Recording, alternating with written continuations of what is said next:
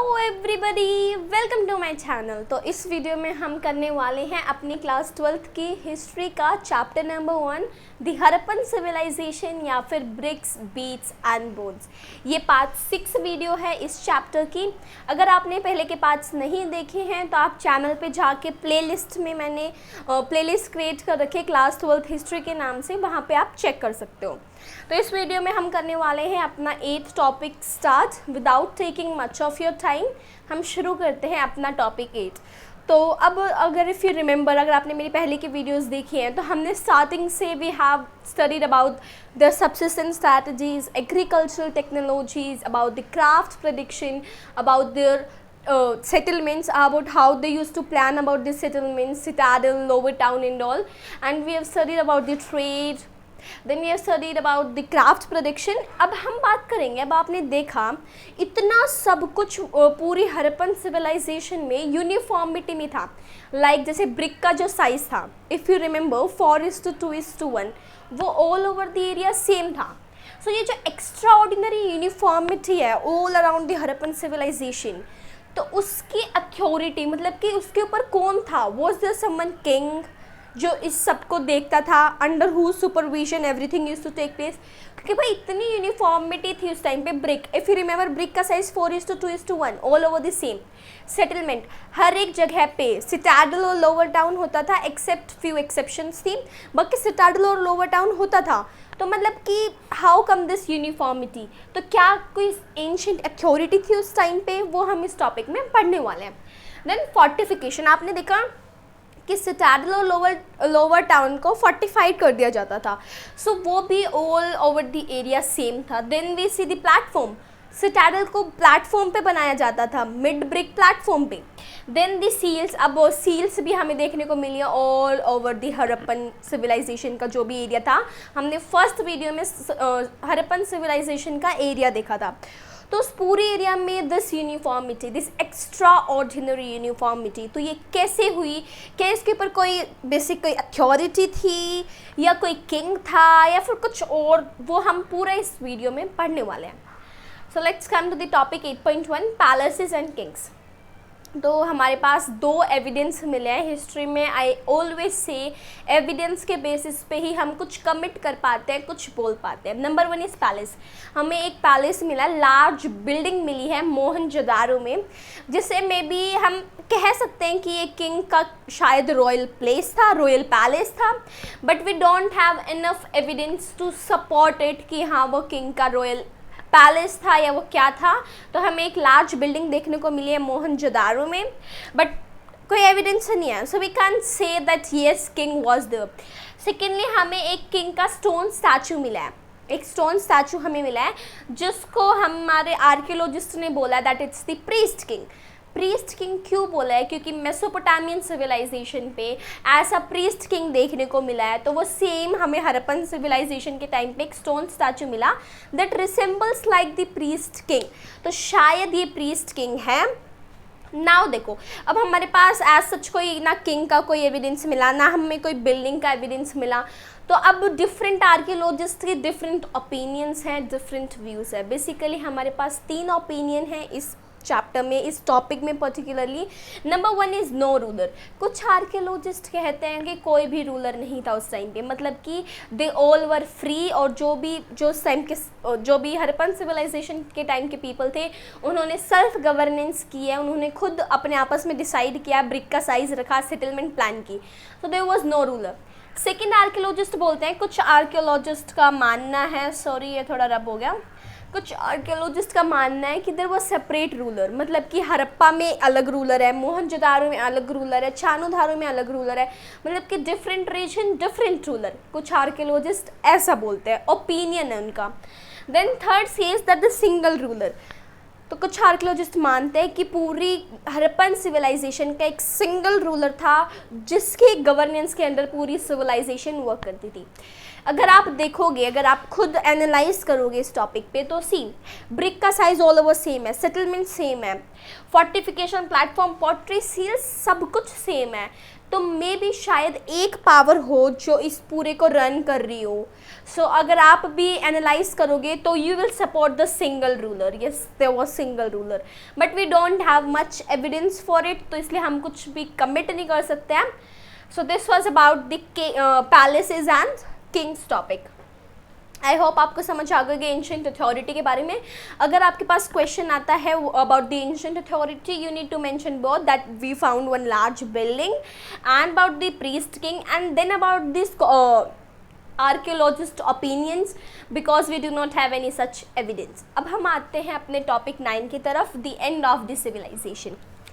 तो मैंने आपको बताया था जो हड़प्पन सिविलाइजेशन थी वो 2600 BCE से लेके 1900 BCE तक रही थी.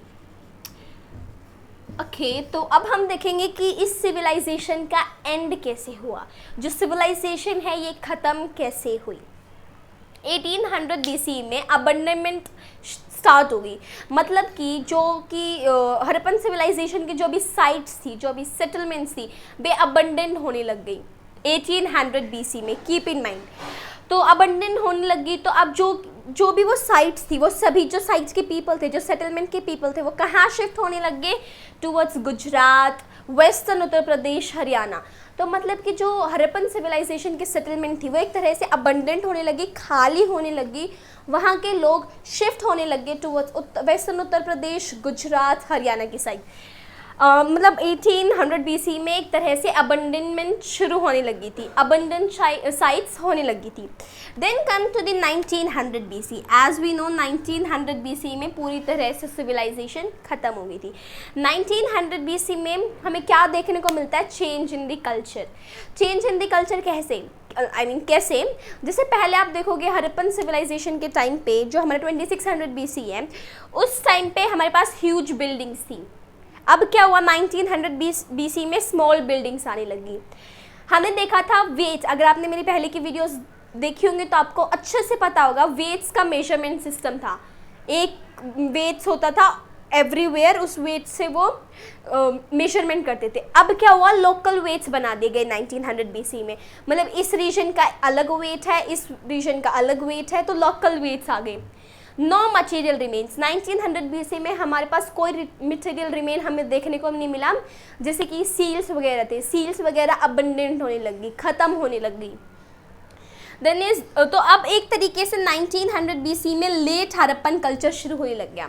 मैंने आपको फर्स्ट वीडियो में ही बता दिया था, इस टाइम से पीरियड के पहले को बोलते हैं early Harappan culture, this is mature, then we have the late.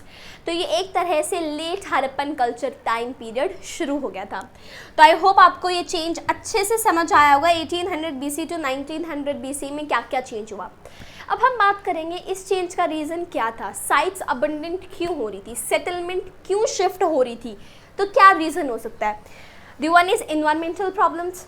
तो ऐसा आर्कियोलॉजिस्ट मानते हैं कि उस टाइम पे मे बी इन्वायरमेंटल प्रॉब्लम हुई हो, जैसे कि climate change, deforestation, excessive flood, river जो थी, जो इंडस रिवर थी, मे बी वो ड्राइड हो गई हो, या फिर whatever the reason, flood आ गई हो, या फिर लैंड का ओवर यूज़ किया गया हो. तो ये रीजंस हैं. ये रीज़न हमारे पास इनफ रीज़न नहीं है, but yes we can say that environmental problems हुई होंगी उस टाइम पे, जिसकी वजह से सेटलमेंट शिफ्ट हुई, इन्हें दूसरी साइट पे जाना पड़ा जहाँ पे पॉपुलेशन इंक्रीज मिली हमें. तो मे बी ये रीज़न हो सकता है इन्वायरमेंटल प्रॉब्लम्स.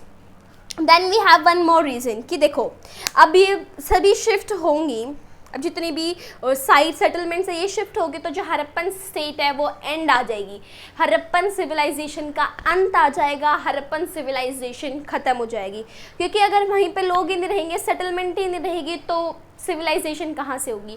तो what happens, Harappan state came to an end. Finally 1900 BC में हड़प्पन स्टेट एंड हो जाती है, हड़प्पन सिविलाइजेशन का एंड हो जाता है और ख़त्म हो जाती है.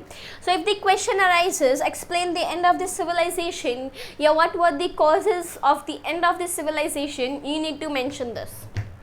आई होप आपको अच्छे से समझ आया होगा ये वाला टॉपिक। तो बेसिकली आपने हड़प्पन सिविलाइजेशन का शुरू से लेके कैसे शुरू हुई से हड़प्पन सिविलाइजेशन में क्या क्या था, जैसे कि क्या क्या खाते थे, agricultural practices, trade, craft, production, आपने सब पढ़ा एंड फाइनली आपने सिविलाइजेशन का एंड भी पढ़ लिया। अब हम टॉपिक 10 में बात करेंगे डिस्कवरिंग द हड़प्पन सिविलाइजेशन, मतलब कि हमें इस हड़प्पन सिविलाइजेशन के बारे में कैसे पता चला। 2600 BC टू 1900 BC की बात है, जब फाइनली सिविलाइजेशन ख़त्म ही हो गई, तो हमें कैसे पता चला। जब ये सिविलाइजेशन ख़त्म हो गई उसके मिलेनियम ईयर्स बाद, मतलब थाउजेंड्स ऑफ ईयर्स बाद फिर से सिविलाइजेशन स्टार्ट होती है।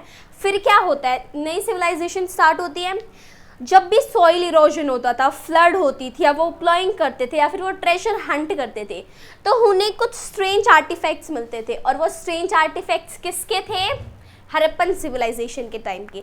तो वहाँ पे पर लेकिन देखो, जैसे सॉइल इरोजन हुआ, फ्लड आई, फ्लड के कारण जो भी था ऊपर का वॉश ऑफ हो गया, नीचे के सामान निकलने लगे। जो आर्टिफैक्ट्स जो 1000 ईयर्स पहले हड़प्पन ने सील्स वगैरह यूज़ किए थे, जो भी आर्टिफैक्ट्स थे वो ऑन द लैंड आने लगे। प्लोइंग आप सभी को पता है, एग्रीकल्चर में यूज़ करते हैं, टिल्ट करते हैं सॉइल को, तो उसके साथ हमें कुछ आर्टिफैक्ट्स मिलने लग गए। अब उस टाइम के पीरियड के जो भी पीपल थे उन्हें तो पता नहीं होगा कि ये क्या है, because it's not of their time, वो पहले का है।